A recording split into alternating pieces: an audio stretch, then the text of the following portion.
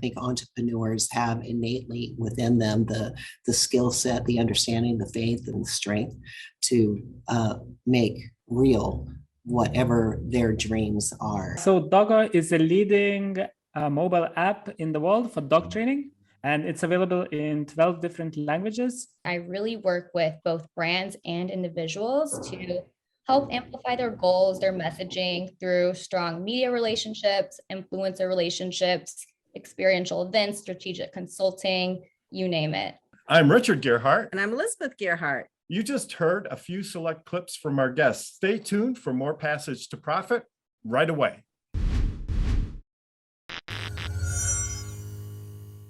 I'm Richard Gearhart, an intellectual property attorney. And I'm Elizabeth Gearhart. I work at Gearhart Law with Richard, and I also have my own startup.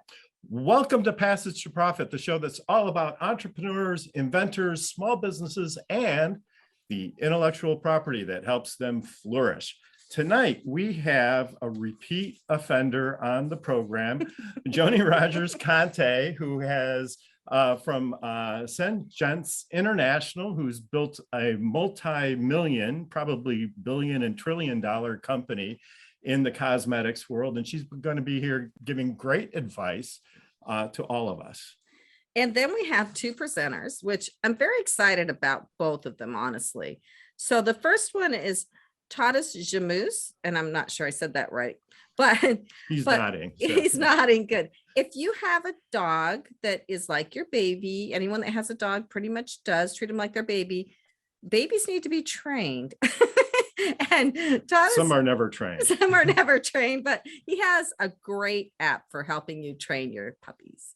And then Juliana Martens, she is a publicist, which I've never actually interviewed a publicist. We have publicists sending us people to the show. So I think it'll be really interesting for listeners. When do entrepreneurs use publicists, and what do you do when you work with a publicist? So I'm really excited to learn about these things today. Me too. And maybe we should get a publicist for Passage to Profit. What do you think? Well, I think we should. I think we should. So who knows? Maybe Juliana can help us out in that department one of these days. But before we get to our distinguished guests, we're going to be talking about, guess what? IP in the news. And so Elizabeth selected a particularly relevant patent to discuss today because we're going to be talking about dog training. And for those of you at home who are listening on the radio, the patent is a dog diaper. And what's so funny about this dog diaper is that it has like a little hole for the dog's tail to stick out. And then it has like straps that go over its front shoulders. And it's a diaper. So if you don't like picking up your dog's poop every time you take it out, you can put it in a diaper and deal with it later, right? And the dog in the patent drawing is smiling, so he likes it too. So yeah, so it's just like a baby diaper with a tail hole and a harness on it. Talk about treating your dogs like children. It's hilarious. So anyway, did you have more to say on that? Yeah, so I would like to say that the inventor is Wanda M. Kelly, and this actually issued in 1996. So it's actually off patent, right? Because patents last 20 years. So. Right. So you should feel free to go out and steal this idea. No, but I'm just wondering why maybe she didn't have the resources to make it into a product for dogs. I think it's a great product. I don't know. Myself. We didn't check. I mean, if our listeners are interested, they can Google dog diapers and see if they're being sold on Amazon. It wouldn't surprise and it's me disposable. If they are. Yeah, and it's a great idea. Disposable. Absolutely. I wish I'd thought of that. So before we get to our distinguished guests this evening, it's time for Richard's Roundtable. And so we just like to ask our guests their thoughts about the patent we just discussed, or if you have a question about intellectual property, please let us know. And so Joni, welcome back to the show. Great to see you again. Thank you for having me. It's fun to be here. I think you look younger than the last time you came. Oh, flattery. Your skin is gorgeous. I do have this great skincare I could recommend. Oh. I know. I've tried it. It's amazing. Anyway. So Joni, getting back to the point, what did you think about the dog diaper? Well, I'm very intrigued because I just brought home for my mother this past Saturday a brand new puppy. So we're in the puppy training area. So I can't wait to talk to Tadas about his invention. However, my mind goes to, what if you don't change it immediately? Like, what kind of mess is there? I think I'd rather have it separate and deal with it that way than have to worry about what kind of mess is being made. Good. You know what I mean? Like, Yeah. someone's got to clean that stuff, right? I can't unsee what you're saying. I can't So smell it. So, Okay. all right. I think Good point. Maybe good that's point. why I never took off. Tadas, what are your thoughts here? Yeah, I think it's a great idea when the dogs are super small, and if you really don't have any other way how to do with that. I mean, like, dogs do grow up, they're super smart, they can learn all these different things. Like, you definitely don't need it in normal environment. But yeah, who knows, like, world is so different, right? That's so different ways. There you have it from an expert, A dog training a expert. dog training expert who recommends it for puppies, but maybe not for every dog, right? So If possible, let's avoid it. Yeah. Yeah, let's avoid it. Juliana, what are your thoughts here? As a publicist, how do you react to this invention? As a publicist, I would honestly not take this invention on. No, nothing to the inventor, but it just seems like it's a temporary fix. And as your dog gets older, you're going to want it to be trained how to use the restroom properly. And I just don't think this has longevity. And I think the other dogs at the dog park are going to make fun of it too, right? Right. I mean, just like when Could I you wear my imagine diapers in taking- public. I couldn't see my son taking his dog to the dog park with us. Anyway, it's Yeah, Kenya's That's a turn. good point, Kenya. So I actually kind of disagree a little bit with everyone. I think that there's some value that's here if you switch up the value proposition. So I think about older dogs, and I think about dogs who are going through, like, that last change of life.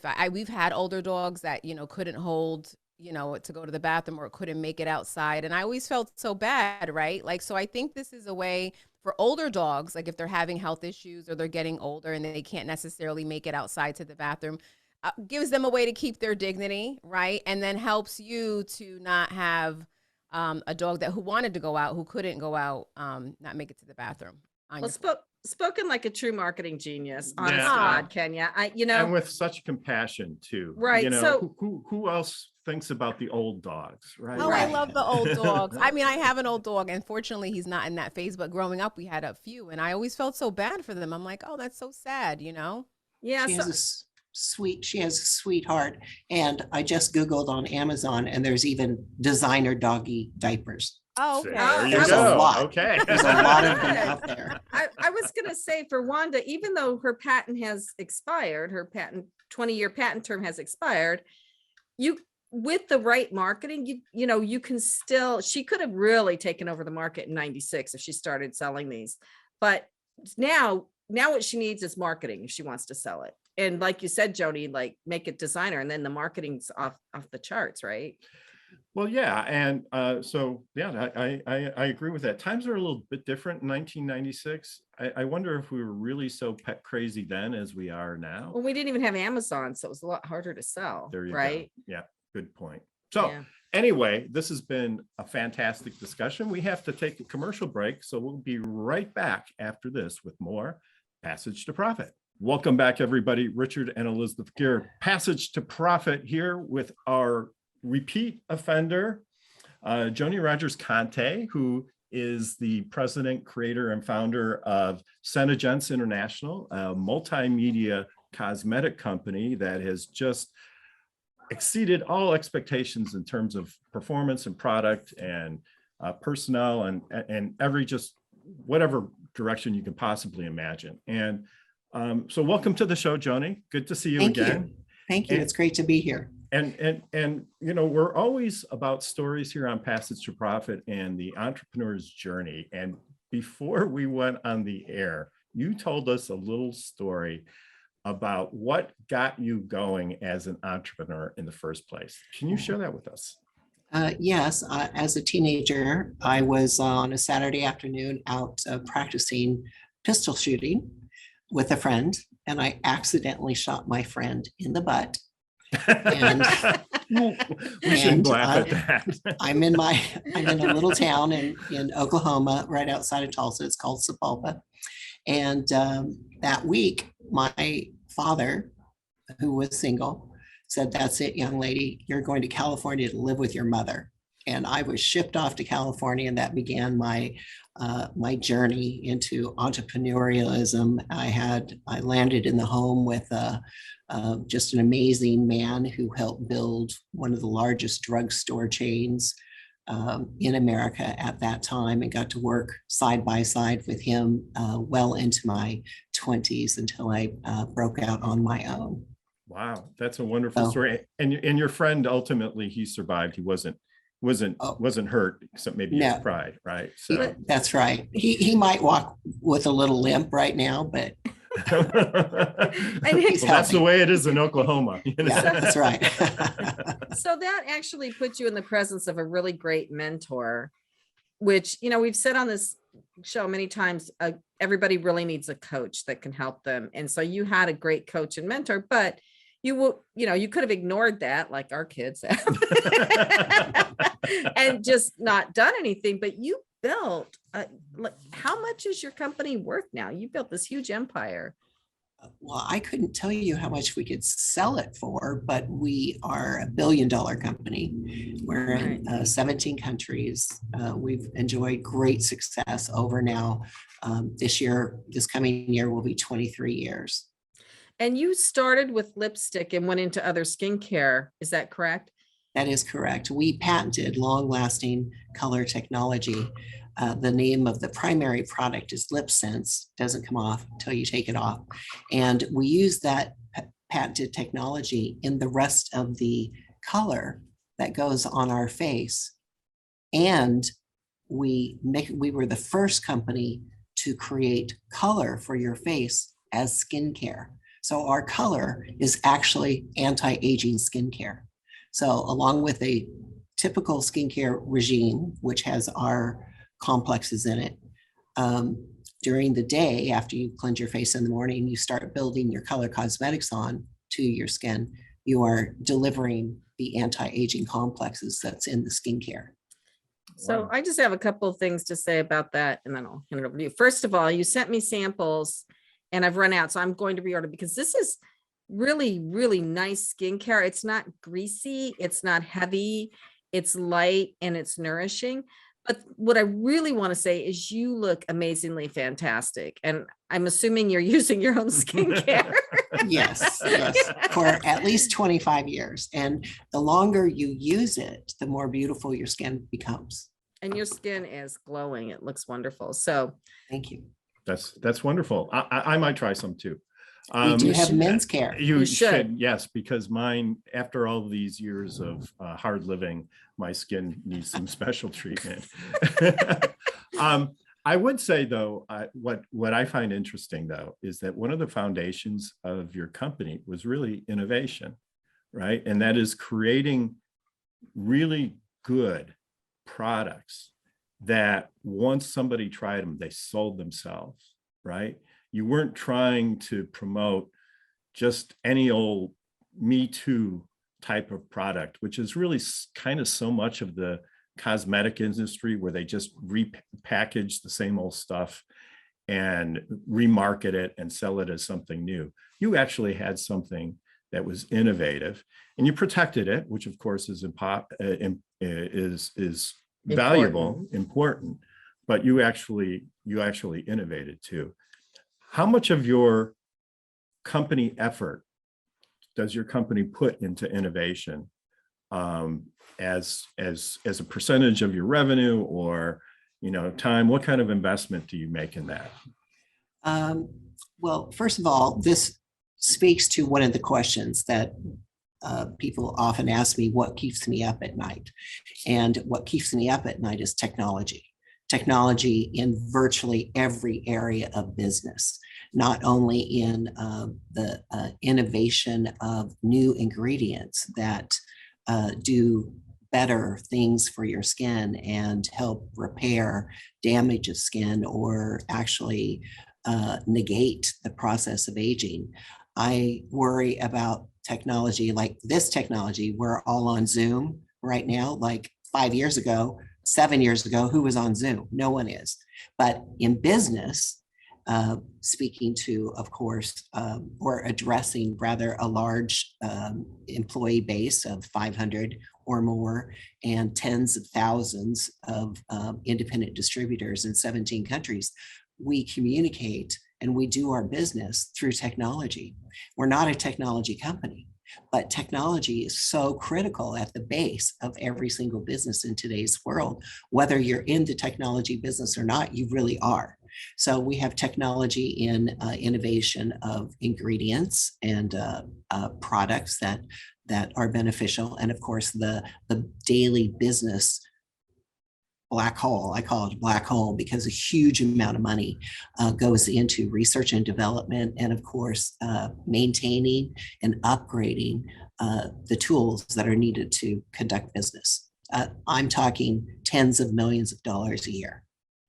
Yeah, and that doesn't surprise me, and that's one of the reasons I would guess, among many others, that you're successful, because keeping on the edge, even moving ahead of the competition in terms of the marketing information that you have, the way you communicate with employees, all of those things are absolutely critical, because your business is so competitive, right? And you really have to be the best in every area if you want to succeed, I would think. I think so. So Kenya, she's our marketing genius here. Do you have a question or comment? Well, I was just curious. You've been in business for so long, and there's all these different beauty brands. Like, I feel like it's been an industry that's been flooded and inundated with all this stuff. What do you do to keep yourself like just top of mind with consumers and to kind of keep yourself relevant amongst all the other competitors in the market? Well, the first thing I don't do is worry about what the other competitors are doing. I really just take a look at who are the type of men and women who find value in our product and expand that market. And of course, just stay in a relationship with them. So it is really relationship marketing as we sell through independent contractors. We're the maker of the product, and we sell it to independent contractors who in turn sell it to the end consumer. And we've now partnered with our independent contractors to help them maintain relationships with their end consumer customers. And our products just really work. We will not launch a product into the marketplace if in fact it doesn't give even more value than what we claim. Think about it, 23 years ago, when I rubbed my lips like this as hard as I could and nothing came off, and now I can do the same for my face, even wearing masks all day long, nothing comes off and your skin still maintains healthy and beautiful and glowing. People are fairly astounded, and the products are priced so that an average woman could actually afford to buy products that really work. And when you give that kind of value, you're going to be able to build a very loyal following, especially over the course of 23 years. Do you use that in your marketing at all? Makeup made for masks? Because I feel like I've been trying to find lipsticks and stuff that I can maintain underneath, and no one ever markets to me like that. We just ran our very first commercial during the Miss USA contest 2 weekends ago that showed our girls, our models who were in the commercial taking their mask off and not having makeup on the inside of their mask. So we haven't, of course, our girls were individually, our independent contractors who sell the product, we're talking about that to our customers, and our customers certainly know that's a fact, but we haven't, gone out nationally with big commercials like that to advertise it until just recently. Wow. So can I ask a question? Okay. So SeneGence, so how many women do you have selling this product? I would say today we have on the books over 100,000. So how do people become a SeneGence salesperson? They can go to SeneGence.com and click become a distributor. And of course, we always suggest they just go to SeneGence.com or Lipsense.com and try the product, because once you Right. try the product, you're going to fall in love with it. And of course, anything that you're in love with, it's easy to tell your girlfriends and your family members about. So with the company this size, do you give them sales training? Do you have meetings all the time? Like, how do you handle that? Constantly. We have online trainings, live trainings every single day of the week. And then every quarter, our company hosts, beginning this April, in-person conferences and seminars here in Tulsa. We have hundreds and thousands of women fly into Tulsa and attend 3 and 4 day trainings and sales events. And I also have a home in California. We do some trainings in California as well throughout the year. That's great. So what are some of the challenges that you experienced when you were scaling the company? My biggest challenge has also been one of my greatest pleasures, which is people. I don't think that making a deal where that everyone does not win on a 50-50 basis is a good deal. I mean, I won't make a deal if someone is not equally winning as much as I am. And so finding ways to navigate that and make sure that the relationships and the, let's say the agreements, even the employee opportunities, the independent contractor opportunities that are balanced for every individual on a personal basis has been probably the most challenging, but the most rewarding part of this 23 years in building the company. I made some really great friends. I've been, surrounded by very trusted, capable individuals who have given most of their adult life to helping to make this company as successful as it has become. Well, that's great. It's funny because I was really expecting, getting the manufacturing right or getting the marketing right or something like that. But, maintaining that principle over so many people, with so many different aspects of the business, I could see where that would be a real challenge. And that's a great piece of advice for entrepreneurs starting out. You want everyone carrying your flag, and you want every deal to be a win-win because that builds your reputation, et cetera. So, and it makes people willing to move forward with you during difficult times. I remember not too long ago, 6 or 7 years ago, if I have time to tell this story, sure. We were growing so quickly that we literally ran out of product. We would make, 100,000 tubes of blue red and put it available, just one item, online for sale, and it was gone in like 20 minutes. We could not manufacture products fast enough to keep the pipeline filled so that we could be in business more than 20 minutes every other day. Mm-hmm. We actually had large competing companies that are well-known brands in the marketplace sending to us color pigments and raw materials that we couldn't get a hold of because they had some excess or they had backup, and they actually wanted to help us succeed. And I'll never forget that.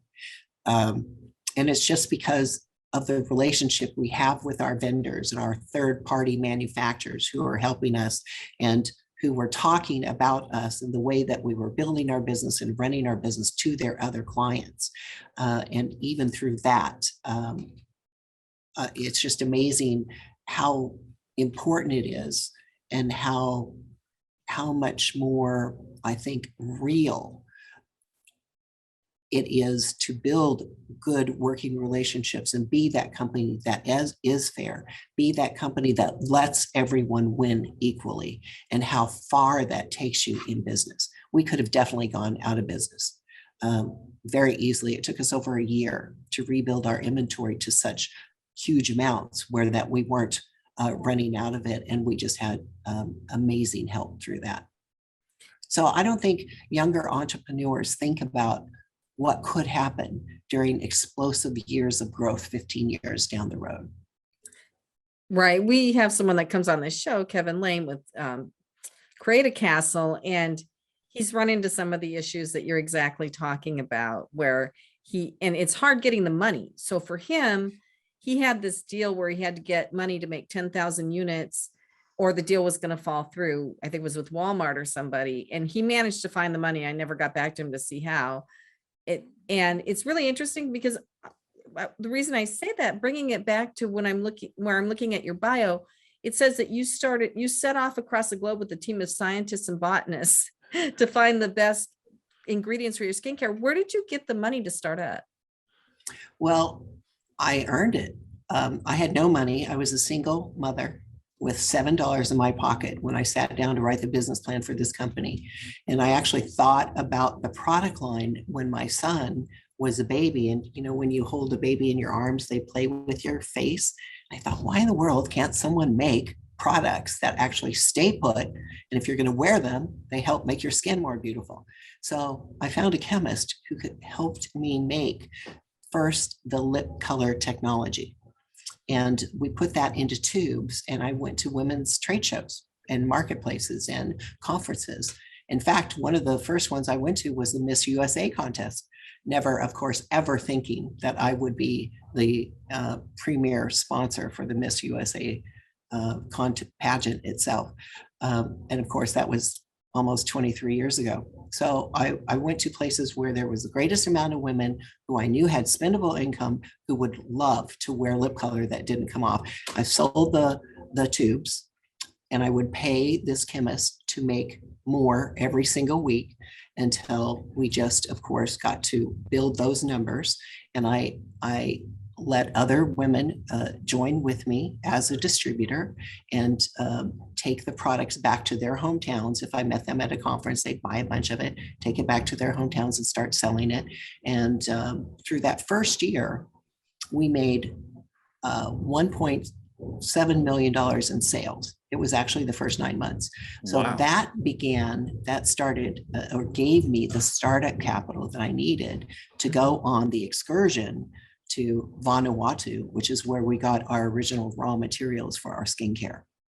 Wow. I love a good bootstrapping story because a lot of entrepreneurs now spend a lot of time trying to get investment capital, and that piece works, but you're always beholden to those above you, and they may view your business differently, and they may have different objectives.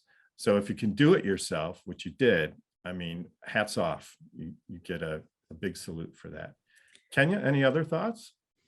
No, I just wanted to commend you on all your success and just really ask you, what do you see, I guess, in the next 5 years in terms of growth for the company? Well, the sky's the limit with technology today.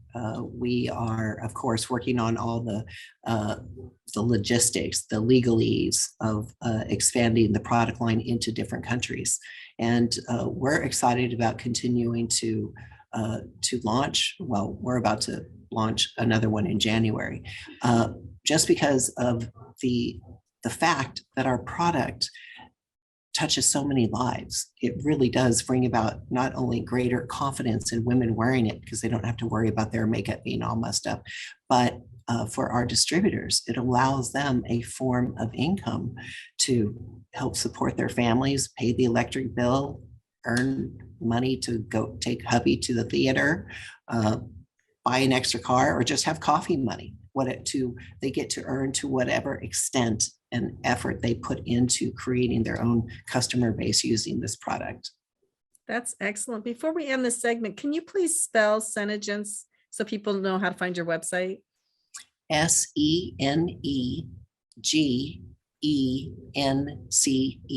SeneGence. Sene is the first part of senescence, which is the process of aging, and gents from intelligence. So it's aging intelligence. Excellent. So go to SeneGence.com and turn the clock back. I'm going to do it. and turn your line. significant other on. So Get that men's skincare. Guess what you're getting in your Christmas stocking? I'm gonna have to borrow those. Well, this has been awesome, and Joni, and thank you so much for joining us. I really love hearing your stories and your advice, which I personally take to heart, and I hope many others will take to heart too. You're listening to Passage to Profit on with Richard and Elizabeth Gearhart. We'll be back right after this commercial break. Passage to Profit, everybody. Richard and Elizabeth Gearhart, our special guest, Joni Rogers-Kante, who has just given marvelous advice to any entrepreneur business person. I think, the advice of making sure that every deal is a win-win is a lesson that I can take forward. And it's a good reminder of how good business works. And speaking of good business, it's time now for our Fireside segment. Elizabeth Gearhart, would you please, Elizabeth Gearhart, would you please tell us what's going on with Fireside these days? Yes, a couple of things. I realized I'm working with a group and a coach, and I realized what's so good for consumers about Fireside at this point is, for instance, if you saw a picture of me, I could really Photoshop the heck out of that, right? And if I was selling makeup like Joni is, I could make myself look like I'm 20 years old and say I'm, years old and fool you. But on video, it's a lot harder to do that unless you have like super video filters or whatever. So if I were going to buy Joni's makeup, looking at her, I would say, my gosh, this stuff really works. And seeing her on video talking about it, I would know it was authentic and real. Right. So, and then also if you're going to hire, say, a business coach and you're a consumer, like maybe there's somebody that you hate and maybe somebody that annoys you at work or something. And you look at the videos of the business coaches and somebody reminds you of that person, you're probably not going to want to work with them. Right? So you get an authentic picture of the person that you're planning to hire. You do. You get a very authentic look at them. You get a lot of information in a short amount of time.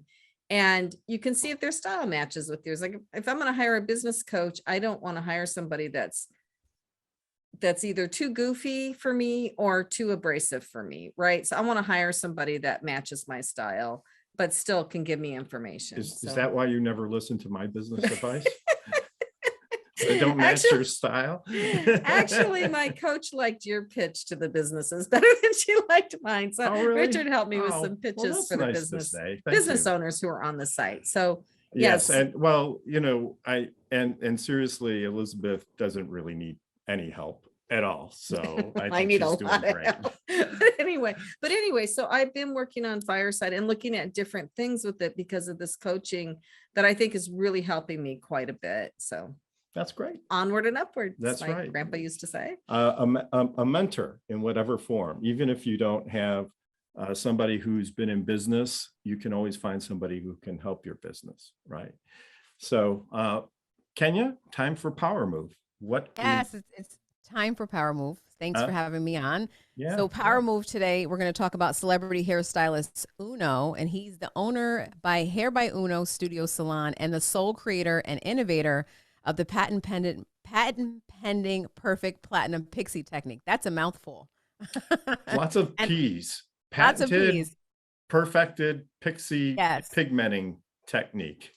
That sounds like a media training exercise that some people do. Yes. So for those of you who aren't familiar with the patent pending perfect, I can't even say the patent pending perfect platinum pixie technique. It's Don't a technique. pop your peas. That allows you to transition in terms of your haircut. So if you want to go to short hair and you have textured hair and you can't use a lot of chemicals, it allows you to get a platinum pixie and a short haircut at the same time, right? So very cool of him.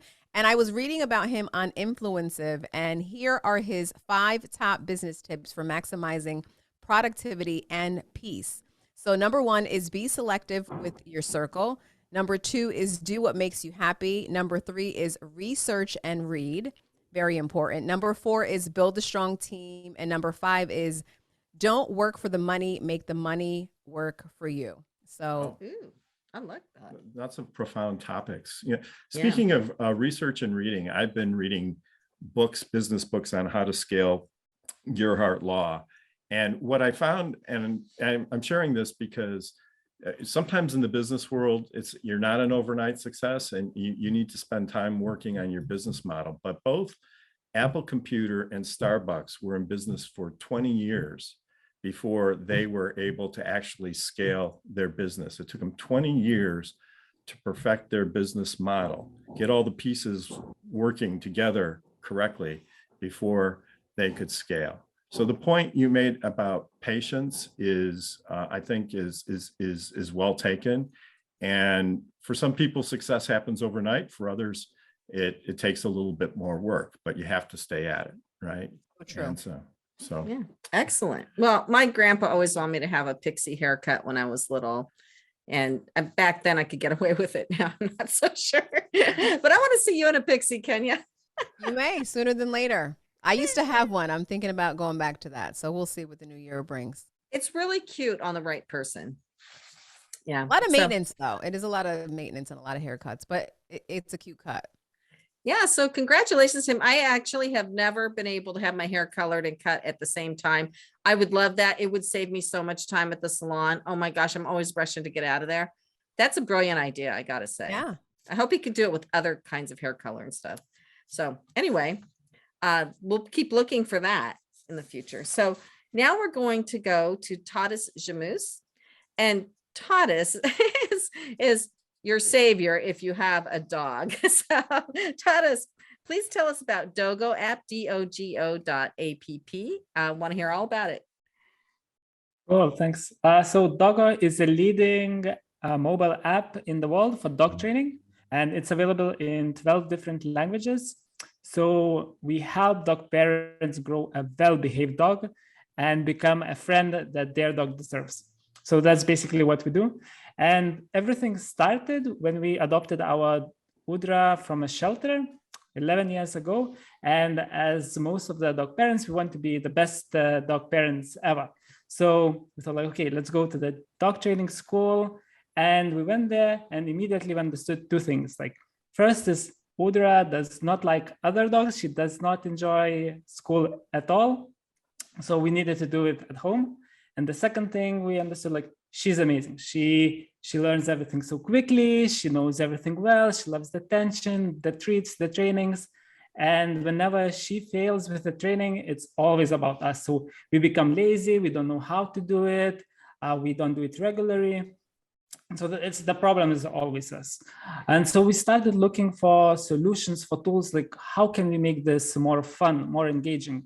But the best we could find was books and some educational videos. And so then we came up with this concept of a mobile app that is as fun to use as playing a game. So yeah, you train your dog, we guide you on this journey, how to become a better dog trainer, you collect points, awards, you level up, and all these different things. And this all happened 8 years ago, but as a lot of amazing ideas, like the summer ended, we put this idea into this good ideas drawer, and like we didn't do anything else for a while.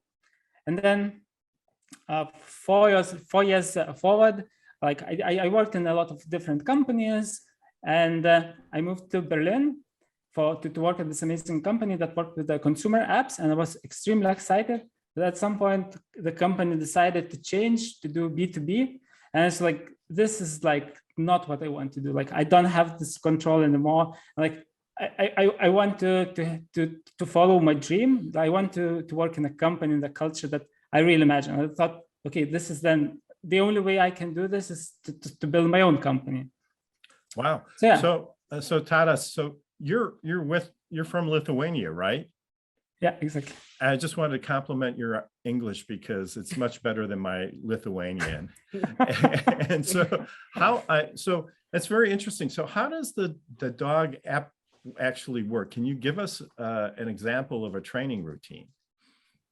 Yeah, so it's actually like, it's also what we are focusing on, is we're focusing on new dog parents. So when you get a puppy. I think that's the best time to start, because first of all, and the most important, like people have the highest motivation when they get the dog. Like they have like, I'm going to be this perfect parent, like, and I'm going to do everything correctly. And so we ask you a few questions, we build you a personalized plan, and then you should follow this plan and use it daily. Yeah. So is the plan then, is it automated? Is there an artificial intelligence engine in the software, or is somebody back in your company manually creating a plan for the dog owner? So how it works now, we usually have several plans, training programs to choose from. Also, we adapt it depending on your questions. And then you have this program, and then there always is the questions, how do you know that you do it correctly, right? Like, how do you know that the things that I did is the right thing? Or if I'm struggling and my dog does not understand, like, how do I get this help? So we came up with this concept of video exam. So basically you have to film your dog, how they do the trick. And then you send this video to us. And then our dog trainers, they review this video and send you useful tips, how to improve, how to make your training better. Wow, that's really brilliant. I haven't heard of any dog training and that's online really thing like that. That's before. really hands-on too, because you're getting the experience of experienced dog trainers to help you with the program. So will it work for older dogs? So my son has had this dog for 2 years, and he hasn't done any formal training with it at all, but he really needs to. And I think he's becoming more aware of that fact, because they want to have a baby, and you cannot have an untrained dog around a baby, not if a 40-pound one anyway. After 2 years of letting the dog get away with a lot of stuff, to say the least, do you think it'll work? So it works for everyone, of course. Like behavior can be changed even for the all dogs, but there is this rule of thumb that if you haven't trained your dog for 2 years and you had the problem for 2 years, it's going to take at least 2 years to fix it. And it's going to be a lot of work. So, and it's not enough just to use the app. Like if you have some behavioral problems, then you also should consult with a behavioral specialist. We can help you with that. We can connect you, but it really depends. But it's a myth that all dogs can learn new tricks. They definitely can. I was just going to say old dogs can learn new tricks, I guess. Joni, Right. do you have any comments at all or thoughts for Tadas? Well, I'm looking at it right now on the App Store, so I'm excited about it. It looks like it's fairly simple to use, but what I'm really wondering is, can I train my mother to use the app? That's going to be the issue. I would say our main clients are younger people. So how we see it, like we call them dog parents, because it's also like how these people see themselves. It's also how I see myself. The dog for me is my child. So it's like, I also don't have children yet, but so my dog is my child. And so definitely that's our main group of users. But we also have a lot of more senior people. And then again, the dog is becoming also like a child. It's something that it's here always, like always happy, always there for you. And they are successfully using the app. They are doing it maybe be more careful, more slowly. And it's actually great clients, because they read everything. Like they are taking care of what you wrote to them and what you explain. And so it works well for older people too. Yeah. Sure. The puppy is new to our household, and he already has an entire wardrobe. She went out the next day. She's one of those. So that the dog eats better than we ever did as kids. Let me tell you.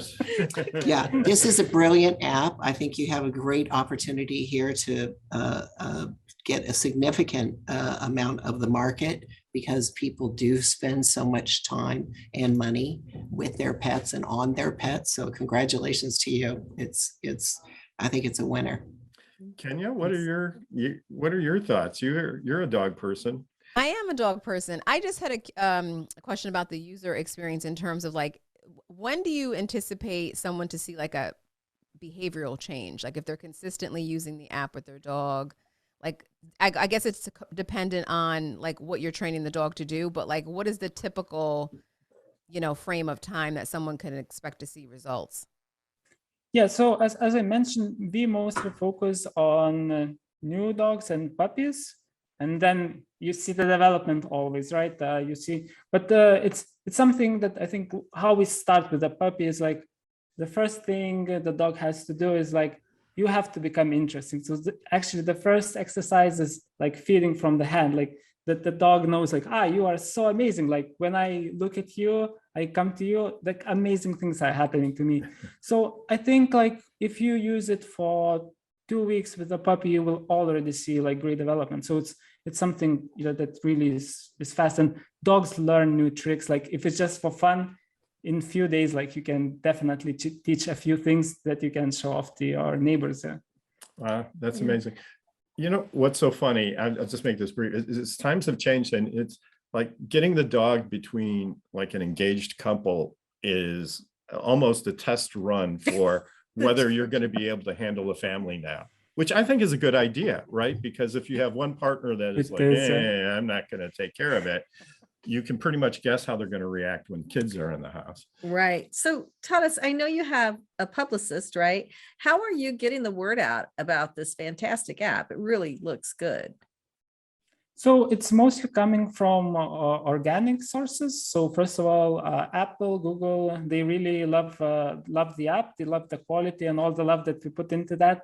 I guess because we are building it for ourselves. So that's our main source. And then of course, word of mouth. So we definitely see like if we have increased on one platform, after some time, we also see the increase on other platforms because just people talk, and we have over 100,000 of 5-star reviews on app stores. So we see that people really love and appreciate what we're doing. Yeah. That's great.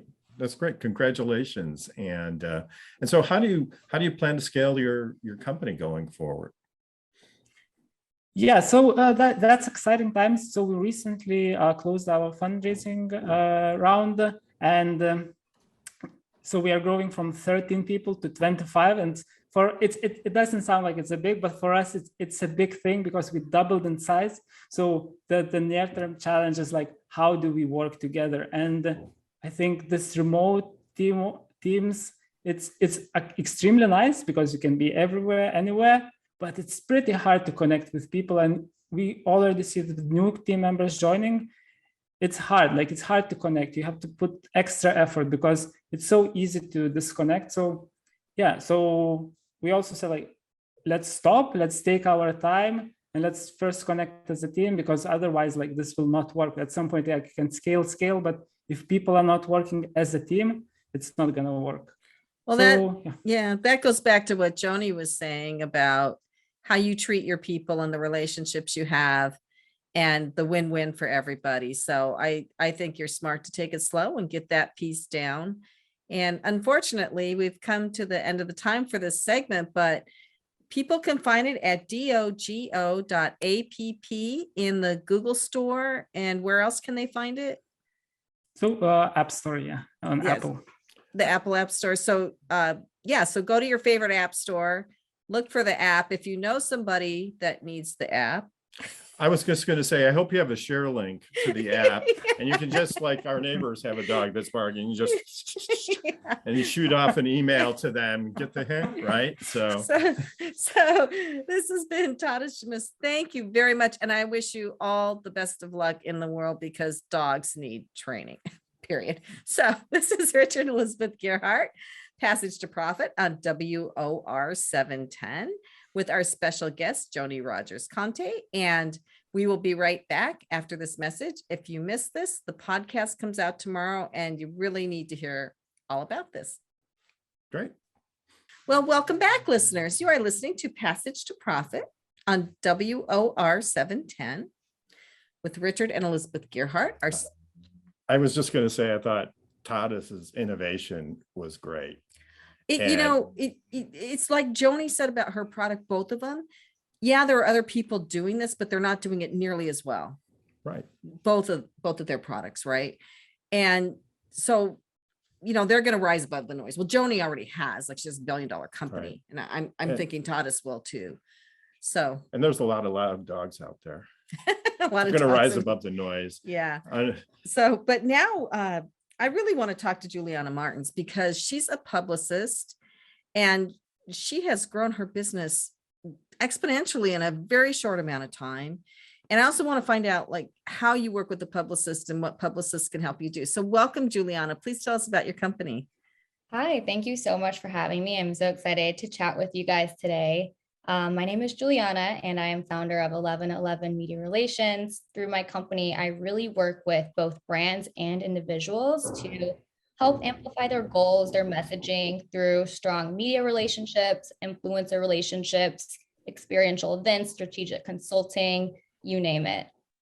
I've been in the industry for about 5 years now. And like you said, I was really able to kick off and grow my business during COVID times. I saw that there was a need for all of these brands and people that had originally had these massive PR companies with tons of team members, and it was pretty expensive. They had to unfortunately get rid of those during the pandemic, but they still had these amazing ideas and products that they needed to get out into the world. And so that's where someone like me and my company could swoop in and still provide quality services for a lesser cost. That's great. Cost-effective services are appreciated Yeah, I by like the lesser every cost. every entrepreneur on the planet. Did you have PR experience before you started the company? Yeah, absolutely. So I went to college in New York City for communications and marketing, and then I really got hired out of an internship in college and was working for 4 years or so in the industry before I kicked off my own business. That's great. I would imagine it takes a lot of courage to be a PR person because you got to kind of like call up all these big shots and say, you know, I Like want us. right, exactly. But you got to call these big shots and you got to say, hey, I want to get my person, you know, an article or on a show or something like that. You must find that pretty easy to do, right? Yeah, I mean, it's all about the mindset. Like you said, you call up these big shots. Well, who's to say that you're not a big shot or your client's not a big shot? So it's all about providing value. You can't reach out to somebody without providing some sort of value to them as well. And so I feel like as long as you're providing value to somebody, it's not an awkward or something that you should be scared to reach out about. So when should a person get a PR agent? Because we've talked about it, but we've never done it. So at what point in the entrepreneurial process? Absolutely. I think that's obviously different for everybody and each client, but really it's when you have something super newsworthy, new, or you're trying to scale up and reach a new audience that quite frankly, you've tapped out on within your own network. And so then you need to utilize somebody else's skill and network to really start expanding and targeting new people to help reach whatever that goal is for you, whether it's awareness, whether it's sales. That's something you can work on with a publicist. So if you had a client that was interested in trying to use PR to generate more sales, what kind of advice would you give them in that situation? Absolutely. That's a great question. And once again, it depends what the product is, but I think SEO is huge. So my first strategy would be getting that client in online articles, broadcast articles, print placements. Obviously, online is where SEO happens, but really just having people go to your website, whatever call to action it is, whether it's Yelp to make reservations, if it's a restaurant, whether it's a Shopify to actually purchase your product, you really need people clicking on those hyperlinks or typing in your website to make that purchase and make that conversion. And so really just getting a ton of articles out there is going to help bump up your company in SEO and help generate more sales. So your first strategy is really to go digital as opposed to other types of mass media. That's great. Yeah, I would say so. Also, digital has a shorter lead time. So print's amazing and you can still obviously see a website printed and then go and type it. But digital is obviously immediate and it has a way quicker turnaround than a print article. I mean, that's going to possibly take up to 3 to 6 months. And on a website, it could take anywhere from 2 to 5 days, you know? Right. Kenya, you're in the marketing realm. Tell us what's going on with you. Yeah, I just was curious if Juliana can just explain the difference between PR and marketing, because I think sometimes people jumble it all together. And though it's a form of marketing, I feel like it's really a channel that's kind of separate depending on how you use it. So could you just explain the difference and then why someone would want to use a PR person? Absolutely. And this is my personal opinion. Somebody else might have a different opinion. But like you said, PR is certainly a form of marketing, but it's really based on relationships and relationships that that publicist or that company has. And so as we all know here, relationships are so integral in building a company, sustaining a company. And so a publicist like myself, I will rely on these strong relationships that I've personally been able to cultivate over the months and years. And I work on organic product placements and organic PR placements. So basically, I will rely on these relationships to organically publish my clients. So it's not a sponsored ad. It's not something that you're paying me, you're paying my company, you're not paying for the placement. So it's not sponsored. I like to think it's credible because it's not a sponsored ad. So you're reading something that the editor actually looked at, liked, and wanted to publish instead of something that the company's paying for. So I think it's very transparent in that regard. Sure, that's great. Joni, what are your thoughts here? You know, we grew our company not using publicists or any type of PR strategy. We just decided to grow through word of mouth. However, in the last 2 years, we've had a pretty significant PR budget in place. And so I'm just learning about this. And what I have learned is that we have different types of publicists for different parts of the company. We have one that works on our corporate publicity. We have one that works on our Kante group rebuilding this town. We have one specifically actually a group of 3 that work with our product publicity. And then I have one that I work with who, just on individual leadership, women in business kind of issues. So I think what Juliana has mentioned and maybe hasn't been able to fully explain, you really have to zone in on exactly what kind of publicists you're looking for, and then look for those people who have, like she said, spent years building relationships in that area where that you can gain traction. We very rarely pay for publicity at all. And the return can be, if you do it the right way, significant. That's Definitely. And to go off of that, what you were saying, you mentioned a few different types of PR. And so I like to think I'm like a one-stop shop. I can do thought leadership PR. I can also sell a product, a brand, a person. But like you said, there are certain niches. So for instance, I wouldn't be your person if you're a politician and want PR around a campaign. I wouldn't be your person for dog apps because that's just nothing I've ever done before. And so you definitely need to find the right fit for you. Well, Richard and I have this argument. He thinks, and she always wins. He thinks any publicity is good publicity. And I'm like, no, I don't want any bad publicity. But we've heard that said. So we would like your comment on that comment.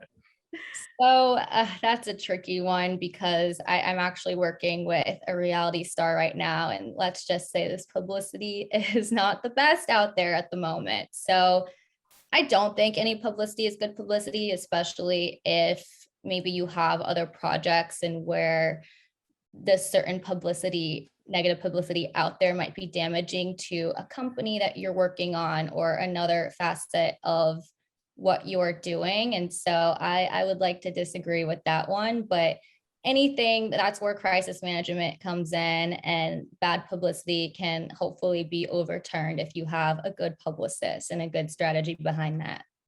Well, I think you said some key words there that ring true with me. I'm not a firm believer in, any publicity is good publicity. Especially not for businesses or for companies. The last thing you want is bad publicity for your business, and you should avoid that at all costs. But on the other hand, it does seem to me like if you're an A-list celebrity and you're going through a divorce or something like that, that sells, grocery store magazines, but maybe not for anybody else. But maybe right? not accidentally having a prop gun fire and kill somebody. I wouldn't call that good publicity. Well, right. And but I think Alec Baldwin did a good job trying to overcome that by saying he never pulled the trigger, right? And I think he's kind of redeeming himself. You can tell the guy's really ripped up about it. Yeah, that's just such a fortunate thing that happened. Right. Yeah, I mean, I haven't been following that. To me, that's but I'm glad you had your comment. Anyway, I think our time is running out for the segment. So, okay, I just Juliana, how can people find you? Yeah, that's Yeah, of course. On Instagram and online at 1111 Media Relations. And then I also have a podcast that's live weekly called Behind the Media, where we share fun tips from people in the industry. excellent. And I just want to say 1111 is the word spelled out and then the number. So it's ELEVEN 11 mediarelations.com. Thank you. Yeah. So listeners, you are listening to Passage to Profit on WOR 710 with Richard and Elizabeth Gearhart and our special guest, Joni Rogers-Kante. And we have just had like an amazing show. Lots of great information here, great products, and we will be right back. Welcome back, everybody, to Passage to Profit, and Alec Baldwin notwithstanding. I think we've had a fantastic show here this evening, and hats off to all of our guests. Right. So we had Joni Rogers-Kante with SeneGence. And if you can see her on YouTube, just look at her. She's been using her own beauty products for years, and she looks wonderful. And so she's a testament to her own product. And you can find her product at SeneGence.com online. You can buy her product online. She also has representatives that sell product. And if you want to be a representative, you can apply for that. I think she's an incredible businesswoman too. And she's even written a book about Called her, $1 Million Lips. Called $1 Million Lips, about her success. And I'm sure there's lots of great advice in there.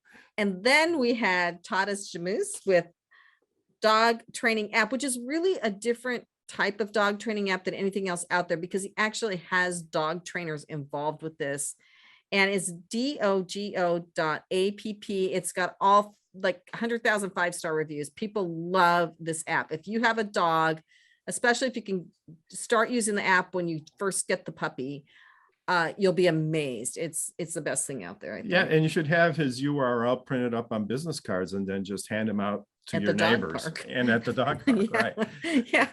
And then and then we had Juliana Martens, who told us all about how entrepreneurs can use publicists and why you need them. And I think she really was very good in her explanation. I can clearly see why her company has expanded so quickly. She's very articulate and very knowledgeable. And if you want to contact her, you can find her on LinkedIn.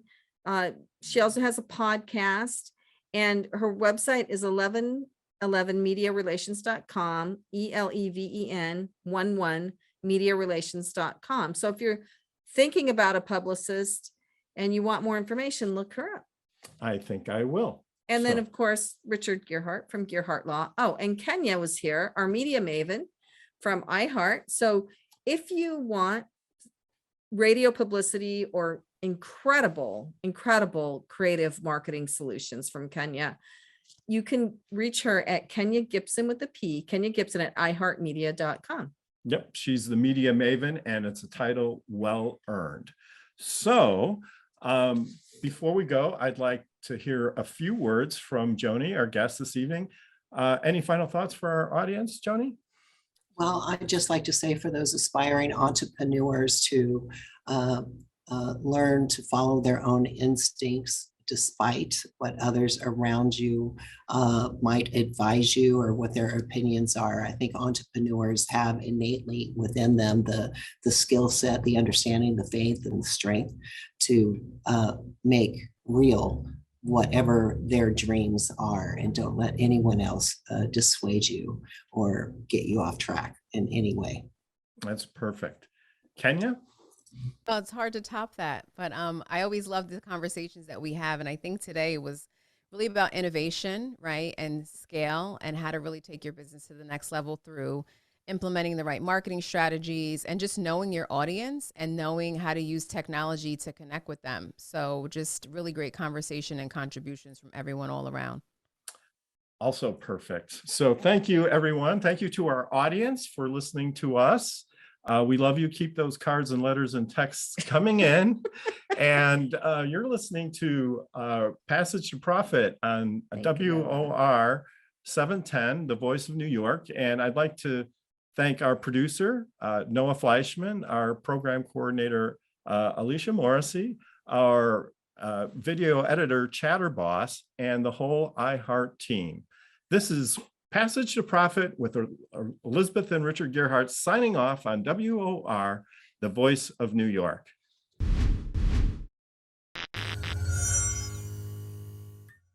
Perfect.